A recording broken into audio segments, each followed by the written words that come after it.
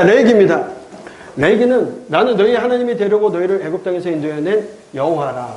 내가 거룩하니 너희도 거룩하라. 하나님께서 거룩하신 하나님이시기 때문에 우리가 하나님과 동행동거하기 위해서는 거룩해야 돼요.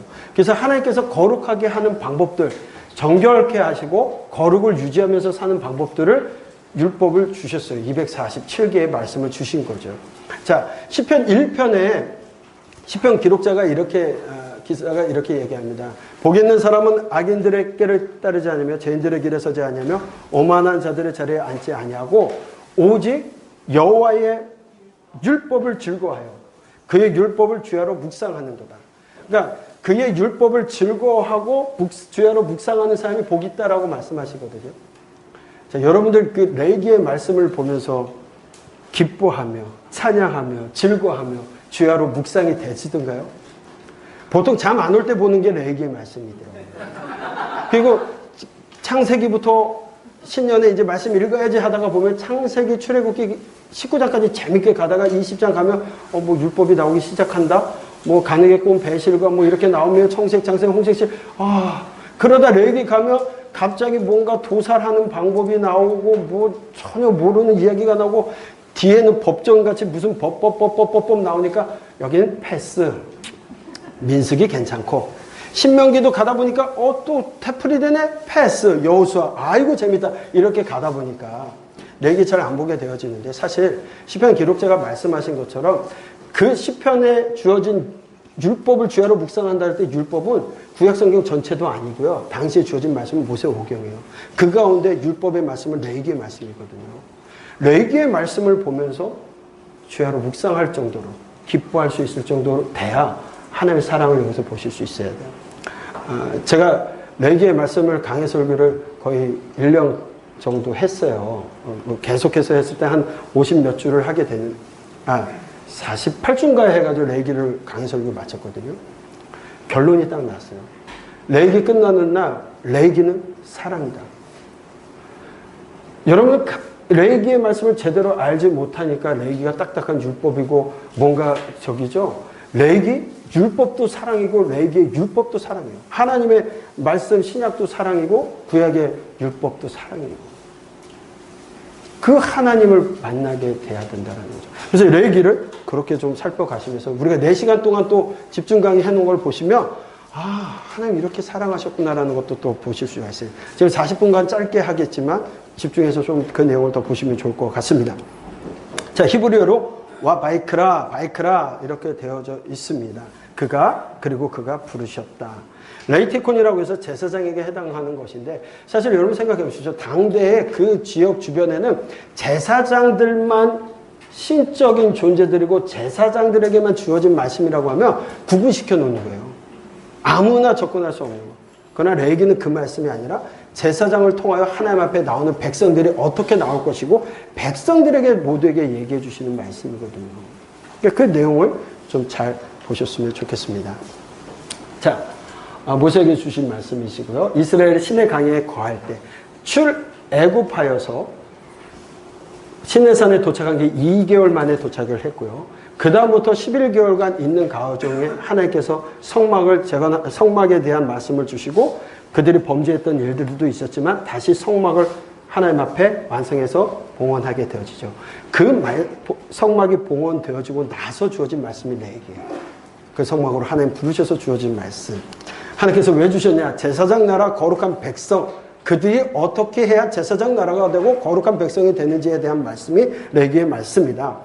이스라엘 백성들의 삶을 거룩하게 유지하기 위한 율법을 주셨고 성막 건축 후에 모세에 통하여서 기록하게 하셨다. 네. 그리고 기록 목적은 하나님께서 거룩하시니 너희가 거룩하라. 하나님의 관심은요, 온통 사람과 함께하는 거예요. 태초에 하나님께서 천지를 만드시고 인간을 창조하신 후에 에덴 동산을 창설하셔서 그곳에서 하나님과 함께하려고 하셨는데 사람들이 범죄했습니다. 그로 인하여 거룩하신 하나님과 함께 있을 수 없게 되었고 그들이 떠나가게 되었죠. 그리고 나서 여러분들 성막을 짓게 하시고 그곳에서 또 하나님이 함께 하시게 돼요. 우주 만물의 주인이신 하나님이 성막이라는 것을 만드시고 인간의 손에 의해서 만들어진 그곳에 단 7평 되는 곳에 이거 한 평도 안 되는 이 위에 하나님 거하시겠다라는 말씀. 여러분, 하나님께서 그러니 거룩하라고 하세요. 자, 그럼 거룩한 게 뭘까요? 어떻게 하는 것이 거룩일까요? 거룩이 뭡니까, 거룩? 거룩이라는 말은 구별되다라는 뜻이에요. 구별되다. 우리가 세상에 살고 있지만 세상과 구별되는 거. 구별되어서 살아가라는 건데. 자, 어떻게 하면 거룩해질까요? 어떻게 하면? 하나님께도 거룩이라는 표현이 쓰여지고 하나님께서 사용하시는 성소의 기물들에도 거룩이라고 말씀하시거든요. 그리고 사람도 거룩하게 살아가라고 말씀하세요. 거룩, 어떻게 하면 거룩해질까요? 기도 열심히 오래 하면 거룩해집니까? 거룩함은 삶이에요, 삶. 삶을 통하여 하나님 앞에 살아가라는 거예요. 하나님 원하십니다. 자, 거룩하게 사는 성결의 규례를 알려주십니다. 그리스도에 대한 예표를 보여주시는 이야기들. 자, 그래서 레위기는 27장까지 되어져 있습니다. 레위기는 왜 27장이냐면 구약 성경의 세 번째 책이에요. 39, 27. 네. 예전에는 제가 이렇게 안 가르쳐주고요. 제가 좋아하는 숫자예요. 제 생일이 27일이어가지고 27장이라고 했어요. 그때 이상하게 보더라고요. 그래서 구약의 세 번째 책 27장입니다. 그럼 구약의 네 번째 책은 뭐죠? 민수기 36장이죠. 네, 그렇게 기억하시면 좋을 것 같아요. 자, 27장 중에 16장까지는 제사장 나라되는 법, 제사법을 통해서 정결해지는 방법에 대한 이야기들이 주어져 있고요. 대속죄일까지 이야기되어져 있습니다. 많은 분들이 이제 이 17장을 정결례로 보는 규례로 보기도 하고요. 성결례로 보는 이 양쪽으로 다 보기도 합니다. 근데 저희는 대속죄를 기준으로 해서 여기까지를 정결례로 보게 되어지고 피를 먹지 말라 그런 이야기들을 통해서 17장부터 27장까지를 성결법 또는 거룩하게 되어지는 거룩한 백성이라고 얘기했어요.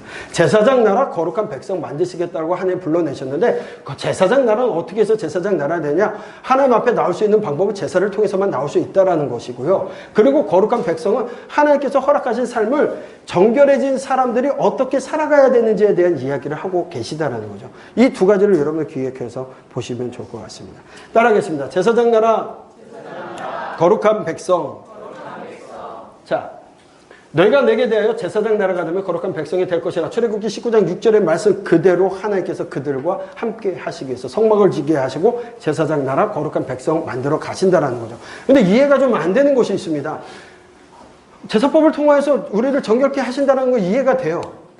그런데 거룩한 것과 절기를 지키는 것과 뭔 상관이 있어요? 1년에 돌아오는 절기들, 여러분 잘 알고 있는 칠절기라고 하는 그 절기, 그 절기를 지키는 것과 거룩과 무슨 상관이 있습니까? 7년에 한 번씩 주어지는 안식년과 50년에 한 번씩 주어지는 희년, 하나님께서 다 돌리라는 리셋하는 그것과 거룩과 무슨 상관이 있습니까? 그렇죠? 분명히 거룩한 백성이라고 하고 이 말씀을 주신 것은 하나님의 절기를 지키고 안식년을 지키고 희년을 지키면 거룩한 백성이라고 인정해 주시는 거예요. 하나님 제사를 통해서 이들을 죄 없다 인정해 주시는 것처럼 하나님과 더불어 사는 방법은 그렇게 살아갈 때, 삶을 통하여 그렇게 드려질 때 정결한 사람들이, 결례를 행했던 사람들이 그렇게 살아가며 거룩한 백성으로 인정해 주시겠다고 하고 동행하시겠다고 약속하시는 거예요. 하나님의 약속이죠. 제사장 나라요. 오제사입니다. 오제사. 제사를 통해서만 하나님 앞에 나갈 수가 있어요. 그러면 오제사는 여러분들 잘 아시는 것처럼 왜 예배를 만드셨는가?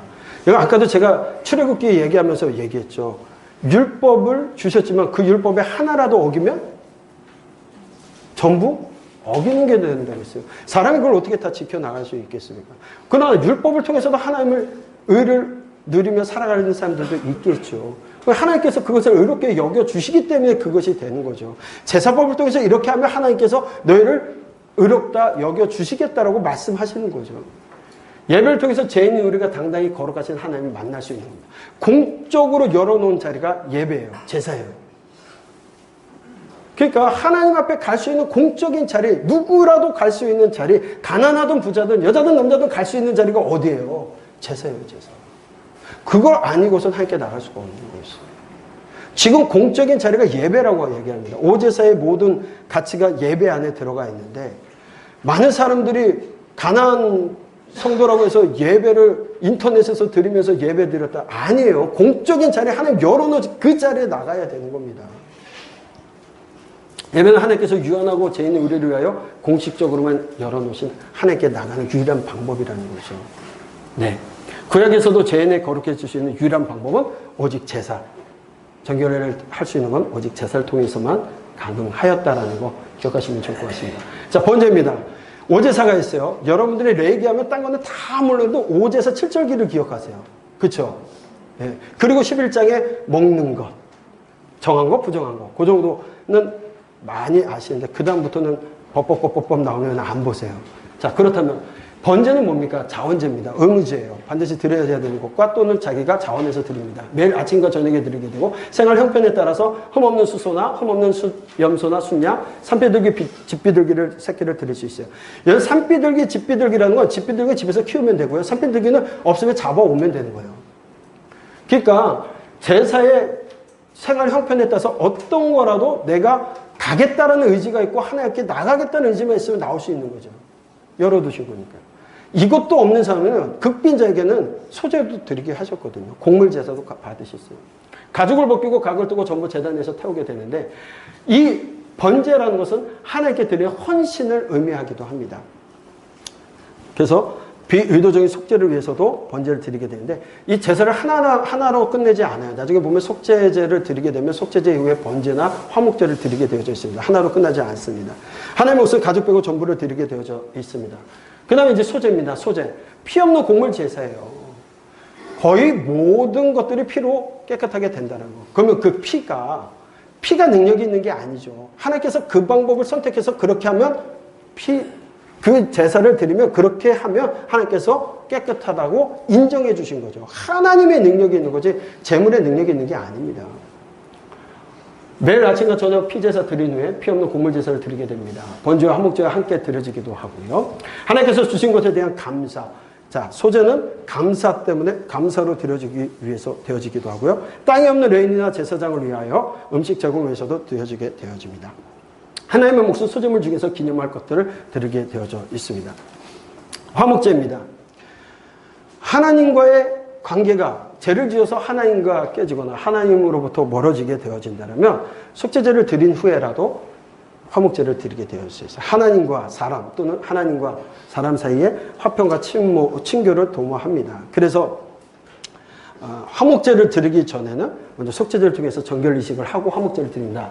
생활 형편에 따라서 암수 구별 없이 흠없는 소, 흠없는 양, 염소를 드리게 되고 내장의 기름과 두 콩밥과 그의 기름, 간에 덮인 커플을 단에서 불살라. 이걸 하나님께 드린다는 거예요. 기름과 단에서 불나지 않고. 아이고 하나님께 고기를 드리지 않고 이게 쓸데없는 내장과 기름과 두 콩밥과 그의 기름만 드리네? 가 아니고 당시에 그 사람들은 기름을 가장 귀한 것으로 여겼어요. 그리고 이 기름과 두 콩밥 그 위에 사람들의 모든 생각이 거기에 포함되어 있다고 했기 때문에 가장 극진한 것으로 드리는 것이 내장의 기름과 두 콩밥 그 위에 기름, 간에 덮인 커플과 그것을 하나님께 드리는 겁니다. 자, 하나님께서 가슴을 요제로 우편띠대를 거제로 삼아서 드립니다. 자원제입니다. 화목제고. 그 다음에 이제 속죄제는 의무제입니다. 반드시 드려야 돼요. 어떤 죄를 지었을 때, 부지 중에 내가 모르고 범죄했을 때, 알면서 범죄했을 때는요, 용서할 수 있는 게 없어요. 오제사 중에는 알면서 범죄한 거에 대해서 해결할 수 있는 방법 없습니다. 부지 중에 내가 알지 못해서 지었을 때는 속죄제를 드려요. 신분의 차이에 따라서 다르게 드립니다. 제사장은 수송아지, 온 회중 수송아지. 제사장이 수송아지라는 건 온 회중과 같은, 제사장의 죄는 거의 온 회중의 죄와 동일한 거예요. 예. 제사장이 문제가 되어지면 하나님께 나갈 수 있는 길이 또 막히죠.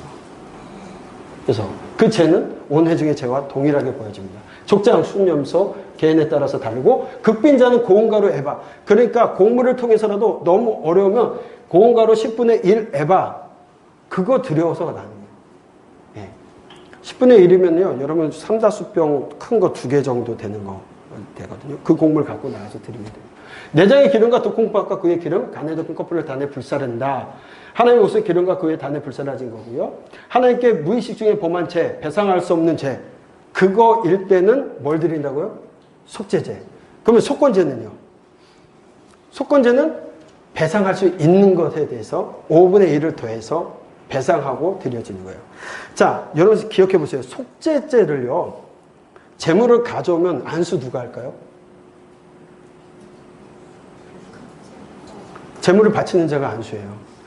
죄 고백 누가 할까요? 제물을 바치는 사람이 해요. 도살 누가 할까요?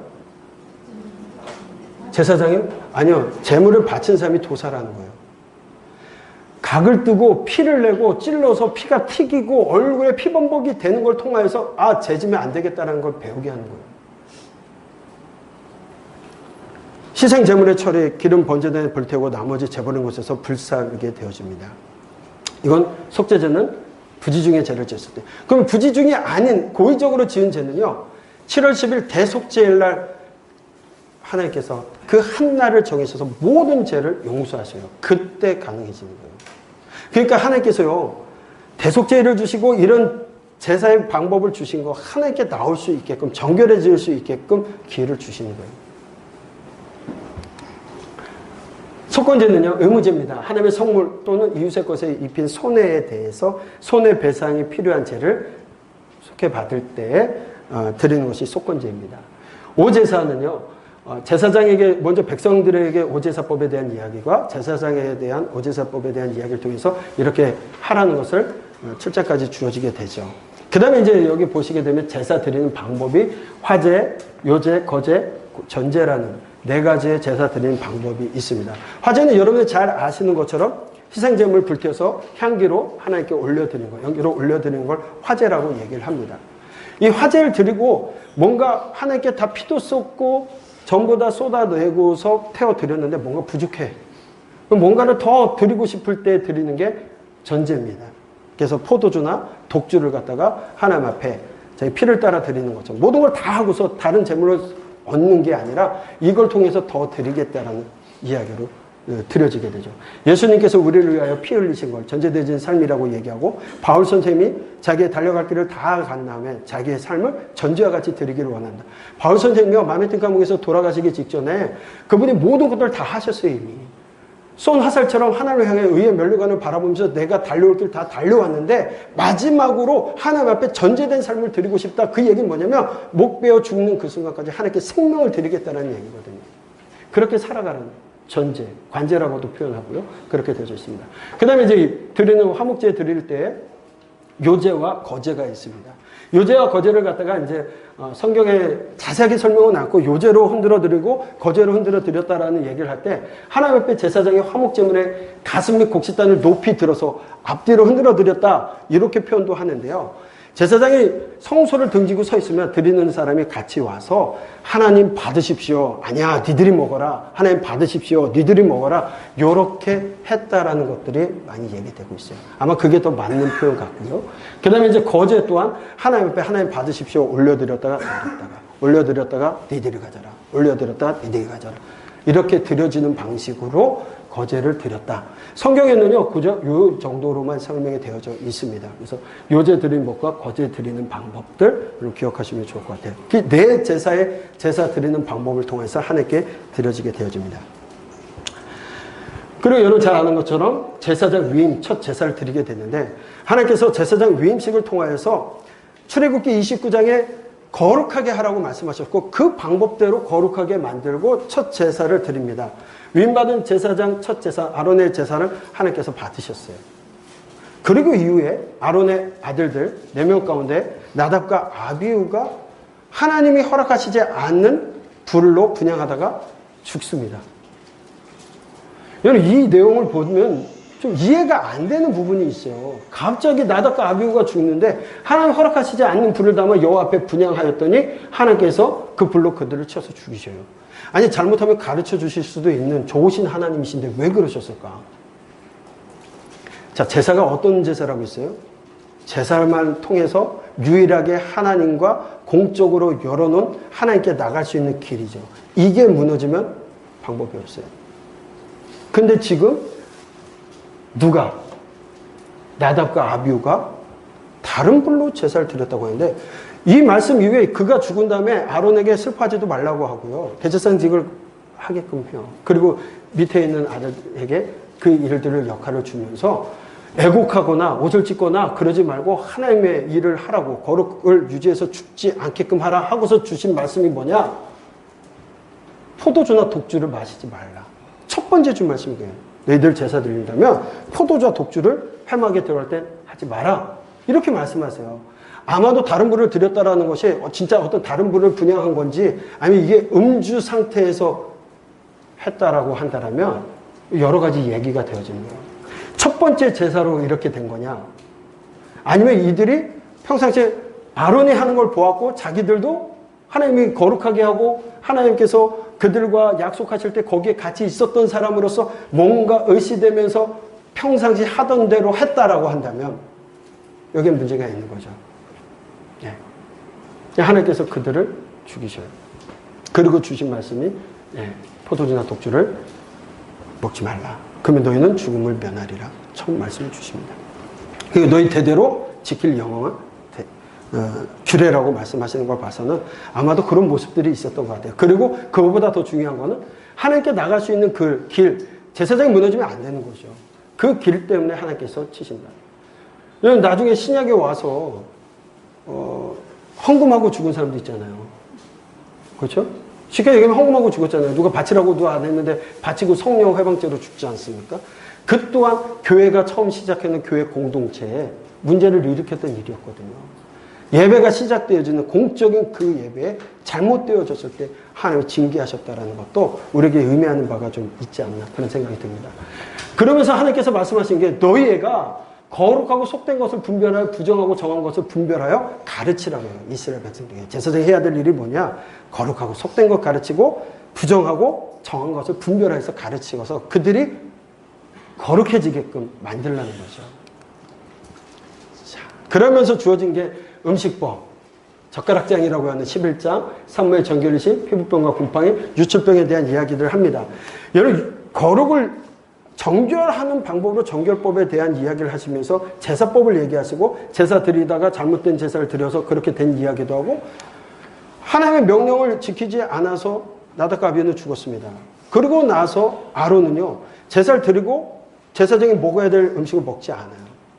모세가 화가 났어요. 야, 네 아들들 죽는 걸 보면서도 너 그거 안 먹으면 되냐? 그랬더니 아론이 하는 말이 하나님께서 내 아들이 이렇게 해서 죄를 져서 죽은 판에 그를 위해서 슬퍼하는 것도 아니고 하나님의 일을 하고 있는데 하나님께서 이거 기뻐하시겠냐? 내 몫이라고 내가 그걸 먹는다면 그거 하나님 기뻐하시겠냐? 그래서 안 먹었다 했더니 모세가 그걸 좋게 여겼어요. 같이 율법을 어겼죠. 문자적인 율법을 어겨서 한 명은 죽은 거고 한 명은 살았냐? 그게 아니라 정말 하나님 원하시는 것이 무엇이냐를 생각했던 것 때문에 아론은 그걸 더 옳게 여기셨다라는 거예요. 거룩한 이 음식법은요, 하나님께서 가장 우리가 매일같이 먹어야 되는 거예요. 그렇죠? 매일같이 먹는 거, 매일 음식을 먹을 때마다 나는 누구냐? 거룩한 백성임을 언약을 생각하면서 살아가라는 거예요. 먹는 것조차도 정하고 부정한 거, 그게 정하다 부정한 거 하나님 명령하셨으니까 이건 먹어도 되고 안 먹어도 되고 그거 이게 왜 정한 건지 왜 부정한 건지 그게 아니라 하나님께서 어떤 분들은 그거를 갖다가 지금 콜레스테롤로 해석하시는 분도 있고 별 얘기를 다 하시는데 그게 아니라 하나님 정하신 거예요. 그리고 하나님께서 그걸 지키면 거룩하다고 얘기하시는 거거든요. 음식조차도 먹고 싶다고 막 먹는 것이 아니라 하나님께서 정하신 대로 순종하라는 거죠. 그렇죠? 여러분 보세요. 먹는 것도 하나님께 구별하라고 구별되라고 말씀하시는데 민수기에 가면 이 사람들이 먹는 것 때문에 하나님 앞에 원망하다가 징계받지 않습니까? 식생활부터 산모의 정결례식, 피부병, 돌림병들, 공동체를 해치는 그 문둥병이라고 되어 있지만 나병이라고도 되어 있지만 거기에는 그 악성 피부병까지 다 포함되어져 있는 그 이야기들 하면서 정결해지는 방법들, 어떻게 하면 정결해질 것이다. 그 이야기들 해요. 자, 그렇다면 이스라엘 백성들, 그 시대에 이 사람들이 거룩, 정결을 어떻게 생각하고 있는지를 좀 우리가 표를 좀 볼 필요가 있습니다. 여러분, 부정이라고 하는 것은 탐해라고 하는데 이것은 이제 부정한 거예요. 이 부정에서 정하게 되면 정결해지는 거예요. 정결. 타오르. 그리고 정결한 사람들이 거룩하게 살아가려고 할 때 코데시, 거룩하다라고 인정해 주시는 거예요. 그러면 부정에서 거룩으로 바로 갈 수 있냐? 없어요. 부정에서는 반드시 제사법을 통해서 정결례를 통해서 갈 수 있습니다. 정결해질 수 있습니다. 그러니까 정결로 끝나는 것이 아니라 정결로부터 시작인 거예요. 거룩하게 되어져 가야 돼요. 삶을 통하여. 그래서 거룩을 유지하면서 사는 것이 하나님이 내가 거룩하니 너희도 거룩하라고 말씀하시는 이야기예요. 그런데 이 거룩은요, 속화되는 수가 있어요. 속화되면 정결해요. 이건 정결 자체도 거룩이 아니에요. 그들의 의식 속에는 정결은 거룩이 아니고 속화된 거예요. 여기서부터가 거룩이에요, 여기. 정결은 부정에서 그냥 깨끗하게 된 상태. 근데 이것이 다시 더럽혀지면 부정으로 가는 거예요. 근데 이 부정은요, 부정은 거룩에서 부정으로 바로 갈 수도 있습니다. 부정한 자가 앉았던 거나 그런 것들 뭐 대제사장이 거룩한 사람이 시체를 만지거나 했을 때에도 어떻게 됩니까? 부정으로 바로 가버려요. 얘는 뛰어넘지 못하지만 반드시 제사법을 통해서 정결해지지만 그리고 거룩을 유지해 가야 되지만 얘는 바로 속화되고 더럽혀질 수 있다는 거예요. 결국 거룩과 속됨과 정함과 부정함에 대해서 뭐 하라고 했어요? 제사장이 백성들에게 가르치라고 말씀하셨죠. 그렇게 해서 그들이 지켜 행하게끔 하는 것이 제사법과 성결법이에요. 정결법과 성결법. 자, 그렇다면 이 부정에서 정결케 되는 건 제사장 나라 되라고 하는 그 제사법이 정결법이라는 거죠. 이걸 통해서 정결해지게 되고 2부에 우리가 보게 될 거룩한 백성들은 이렇게 살아가는 거야. 절기를 지키면서 하나님 안식년과 신년을 주신 것들을 지켜나가면서 사는 것이 거룩이라고 말씀하고 계시다는 거죠. 그래서 이 부분을 여러분 기억하시고 레위기가 이렇게 구조화되어야지만이 설명이 되어질 수 있다. 네. 그렇다면 부정에서 정결로 가는 방법은 아까도 뭐라고 말씀드렸어요? 부지 중에 지은 죄는 속죄제를 통해서 하나님 앞에 속죄할 수 있어요. 속죄를 하고 나면 하나님과의 관계, 회복을 위해서 화목제를 드리거나 아니면은 하나님 앞에 앞으로 이렇게 살겠다는 헌신의 제사 번제를 드려요. 그래서 속죄제와 번제와 화목제는 같이 드려지게 돼 있어요.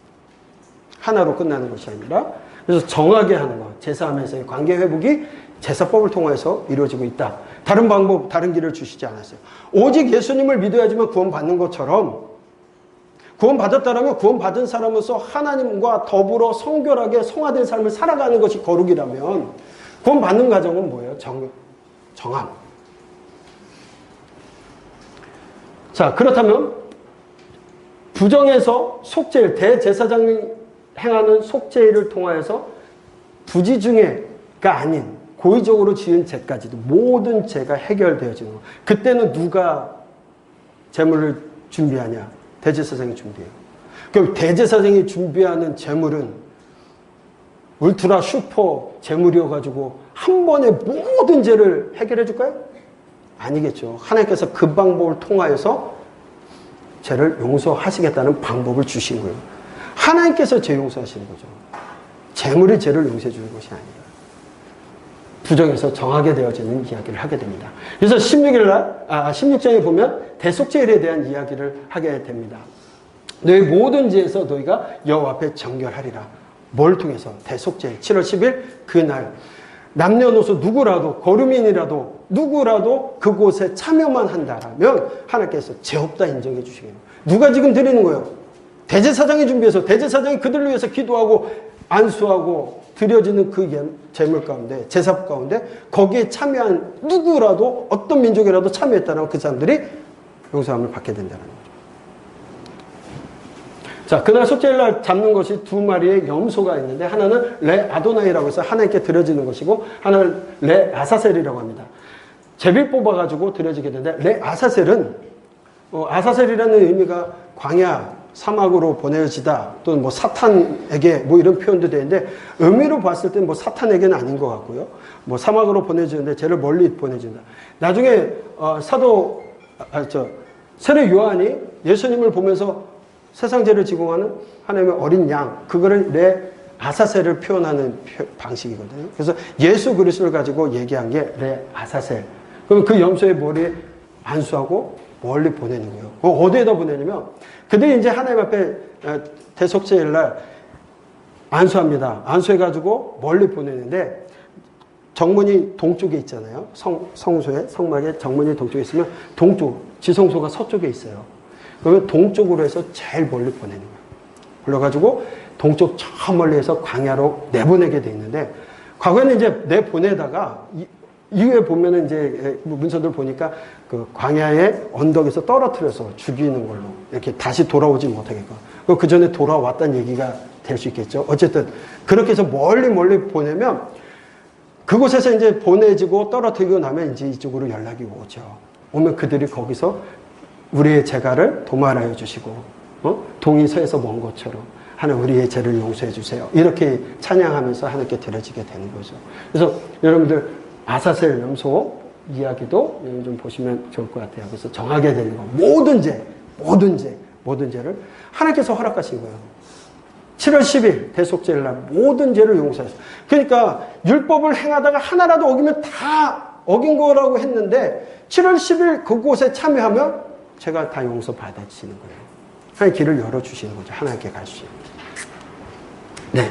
그것이 나중에 예수님의 대속의 제물이 되주셨고 화목의 제물이 되주셨다라는 게 바로 예수 그리스도를 통하여서 예수님이 오시기 전까지 보여주는 예비적으로 되어진 것이 제사죠. 영원히 제사가 영원해서 제사가 능력이 있어서가 아니라 하나님 예수님 오시기 전까지는 그 방법을 통해서 용서해 주시겠다라고 말씀하셨던 거고 그 약속을 지켜주셨던 거죠. 자, 그 다음에 이제 17장에 피에 대한 규례, 피를 먹지 말라. 피에 생명이 있다라고 말씀하십니다. 예. 그렇다면 이제 이후에 성결법은 거룩하게 되는 거예요. 너희는 이스라엘 자손의 온 회중에게 말을 이르라. 너희는 거룩하라. 이는 나 여호와 너희 하나님이 거룩함이니라. 거룩하라. 결국 이 거룩하라는 이제 정결해진 사람, 정결례법, 제사를 통해서 되어진 사람은 어떻게 해야 거룩해지느냐? 삶을 통하여 그렇게 살아가라는 거예요. 그 삶 속에는 하나님 사랑과 이웃 사랑이 포함되어져 있는 겁니다. 거기에 모든 법들이 보면 하나님을 사랑하는 방법과 이웃 사랑의 이야기예요. 뭐 사회법, 시민법 나오는 것들이.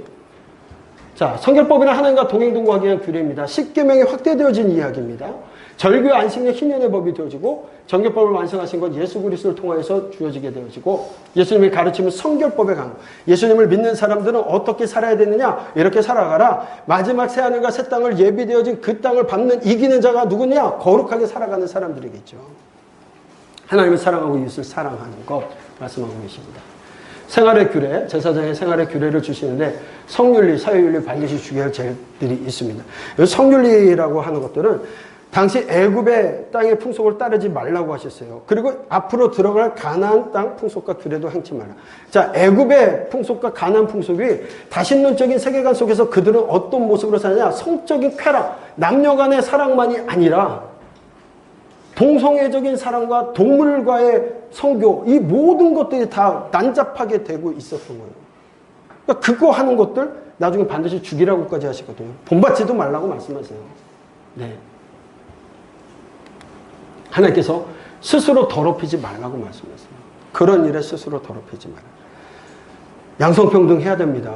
하나님께서 구약부터 신약까지 남녀를 차별하지 않으셨어요. 애제로 하라고 할 때는 여자가 원더우먼과 슈퍼우먼과 같이 그렇게 남자를 돕는 그런 하나님과 같은 능력으로 함께하는 여자, 양성이 평등하게 하나님 만드셨어요. 그러나 성평등은 말이 되지 않는 겁니다. 성평등은요, 동물과들 내가 기분만 되면 동물하고도 난잡하게 해도 괜찮다라는 얘기예요. 말이 되지 않겠어요. 하나님 그거 반드시 죽이라고 얘기하셨거든요. 하나님보다 더 관대해지지 마십시오. 하나님보다 관대해지는 게 죄예요. 사회윤리, 내 이웃 사랑하고 내 자신과 같이 사랑하라. 10계명의 말씀이 결국 확대되는 온 율법의 강령이 하나님 사랑과 이웃 사랑인데 내 이웃을 사랑하라 말씀하고 있어요. 레위기 19장에 10계명의 말씀을 이야기하고 있는 겁니다. 하나님께서 원하시는 거룩한 나라의 백성들은 어떻게 살아가는 것이냐? 네. 이스라엘 백성들은요, 아이들이, 지금도 유대인들은요, 아이들이 제일 먼저 이렇게 성경을 읽어갈 때 레위기 말씀을 읽게 하고요, 19장 말씀을 가장 많이 읽게 해요. 그래서 하나님의 말씀을 읽어 나가는 거. 네. 그리고 반드시 죽여야 할 죄, 우상숭배, 몰렉숭배, 인신제사, 신접한 자, 박수무당된 자, 부모를 저주하는 자, 다 이거 죽이라고 하셨고요. 성적 음란, 간음, 근친상간, 동성연애, 짐승과 교합하는 이게 가나안의 문화였고 애굽의 문화였다니까. 이거 따라하지 말라고 했고 이거 하는 자 반드시 죽이라고 하셨어요. 지금은 죽이지 말아야죠. 그들도 하나님 구원받아야 될 백성이니까 그들을 위해서 기도하고 해야 되겠지만 앞장서서 그것을 같이 찬성하고 간다? 하나님보다 더 관대해지지 마세요.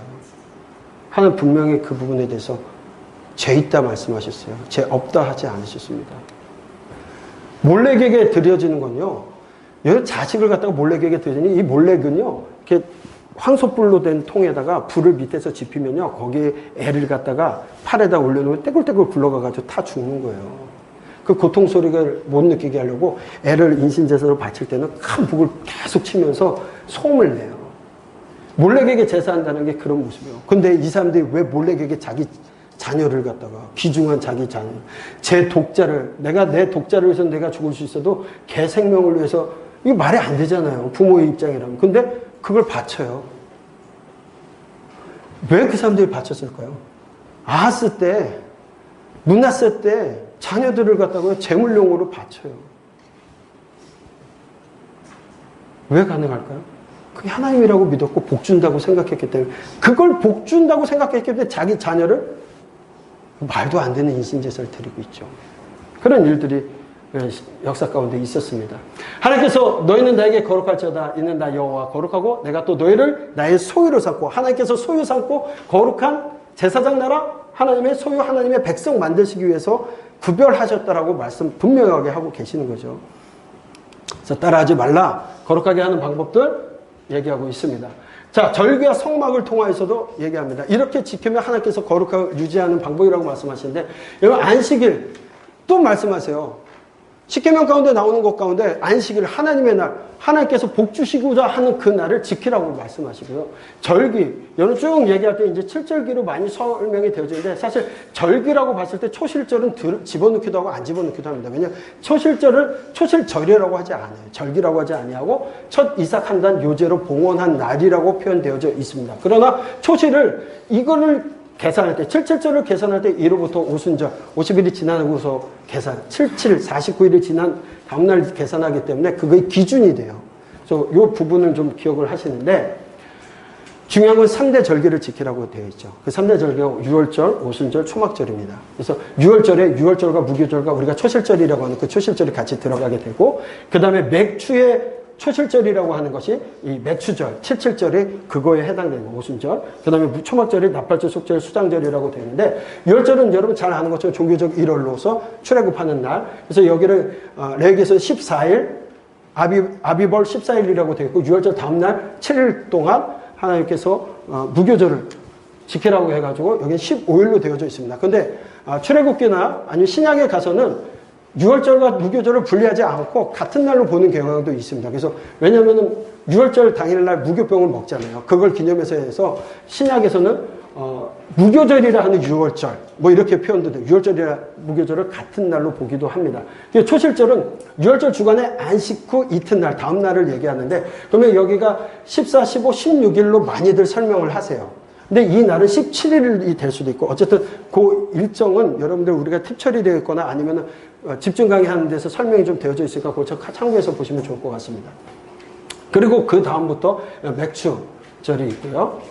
요거는 이제 그 시기적 달력으로 보게 되니까 여기 이렇게 되어 있어요. 6월절과 무교절, 그 다음에 첫 소산을 봉헌한 날, 그래서 14, 15, 여기가 저희가 16, 17일 같이 될 수 있다고 되어 있는 거. 이게 니산월 1월, 종교적 1월로 되었을 때 6월절 여기에 들여지게 되고요. 그 다음에 거기부터 오순절이 지나서 77절, 초실절, 오순절, 시환월 3월이라고 하고 우리 절기로 따지게 되면 3월이죠. 아니죠. 6월 뭐 이렇게 되어지겠죠. 여기는 이제 3, 4월경이 되어질 거고요. 네. 그 다음에 이제 나팔절 속죄일 그들에게는 이제 요 7월, 티실월 7월이라고 되어져 있고 요것이 우리로 따지면 수장절, 초막절을 지키라 라고 했을 때 우리로 따지면은 지금 추석절 정도가 되어져서 뭐 제주터교에서 말씀이 있는 것도 거기에 일리를 두고서 이제 초막절이 그때쯤 된다 해서 추석에 성경 읽기를 하고 있거든요. 그런 부분들을 여러분 기억하시면 좋을 것 같습니다. 어쨌든 절기를 지키는 걸 하나의 거룩으로 인정하시겠다라는 거예요. 안식년과 희년. 여러분, 안식년은 7년에 한 번인데 7년째에 하나님께서 일하지 말라고 하세요. 땅을 쉬게 하라. 땅이 쉬는 겁니다. 땅이 쉬는 겁니다. 사람이십니까? 땅이 쉽니다. 안식년, 어쨌든 땅이 쉬니까 사람도 쉬지. 아니요. 다 농사 짓는 사람만 있지는 않고요. 또한 이 말씀을 주실 때 절기를 지키라, 안식년을 지키라, 이 말씀은요, 지금 여기가 어디예요? 이 말씀이 주어질 때 시내산에서 주어졌어요. 이걸 지키는 절기는 언제 들어가서 하는 거예요? 가나안에 들어갔을 때, 농사 시작했을 때 하는 거예요. 그러니까 지금 이 말씀을 주신다는 건 하나님께서 반드시 너희를 가나안으로 인도하시겠다는 의지적인 말씀이세요. 그리고 거기에 들어가면 절기를 통하여 하나님과 더불어 사는 것이 무엇인지를 알라 하는 거죠. 생각해 보세요. 오히려 광야라는 곳은요, 힘들고 어렵다고만 생각하는데 잘 생각해 보세요. 하나님 동행하시는 거예요. 아침마다 매출하게 만나를 주시고요. 하나님께서 구름기둥, 불기둥으로 지켜주셔요. 하나님 인지하시는 걸 늘 보고 하나님 주시는 걸 먹고 고기를 주시면 고기를 먹고 하는 것이 광야예요. 그런데 이들이 가나안에 들어갔을 때부터는요, 하나님 주시지 않으세요. 그들이 농사해야 되고 그들이 살아가는 거예요. 가나안이 끝이 아니라 가나안이 시작이에요. 거기서부터 거룩을 유지하며 하나님과 살아가는 방법에 대한 이야기를 하고 계시는 거예요. 자, 안식년, 희년을 통해서 안식년을 지킨다는 것은 하나님을 신뢰할 때 가능한 거예요. 7년째 하나님께서 3년, 6년째 3년째 공물을 주신다고 했거든요. 그걸 신뢰할 수 있어야지 7년째 쉴 수 있는 거예요. 희년이라는 건 기업 무는 거 얘기해서 종이 되든 내가 무엇을 샀든지 간에 50년째 되는 데는 다시 시작하게끔, 기업은 하나님, 땅은 기업은 하나님 것이에요. 그렇기 때문에 소유하지 말고 다시 리셋하라는 거거든요. 이건 하나님에 대한 신뢰가 없으면 할 수 없는 겁니다. 그렇게 지켜가는 것이 거룩한 거다 얘기하죠. 네. 순종과 불순종에 대한 26장은 여러분 잘 아시는 이야기일 겁니다. 근데 여러분 생각해 보세요. 순종. 하나님께서 순종하래요.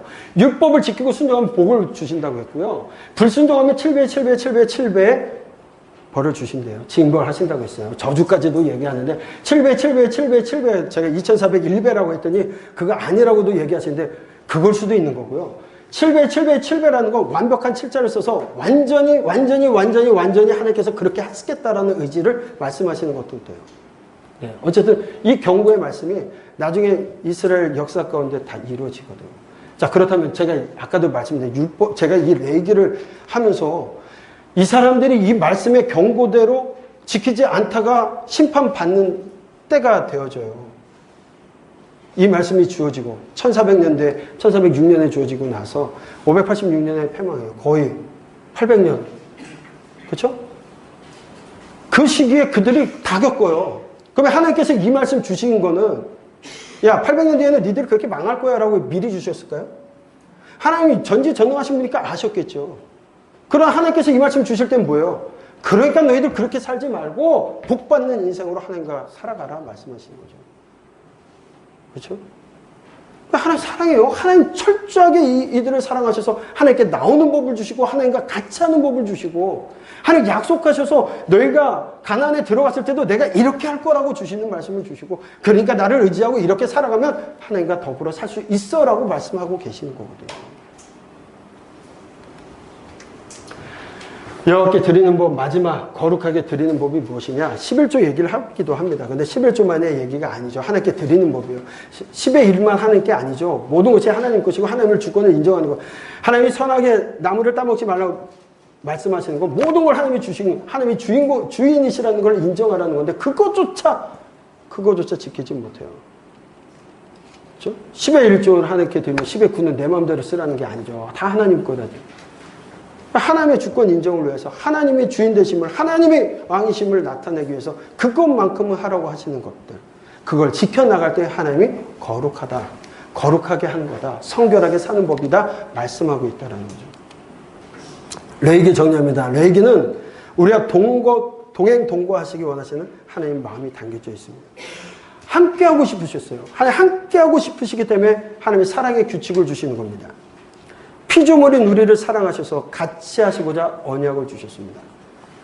하나님, 이것을 통하여 하나님께 가까이 갈 수 있고 하나님께 나갈 수 있고 하나님과 동행동거할 수 있는 방법입니다. 하나님 이런 마음을 주셨기 때문에 시편의 기록자는 이 말씀을 보면서 주야로 묵상하며 감사할 수 있었다는 거죠.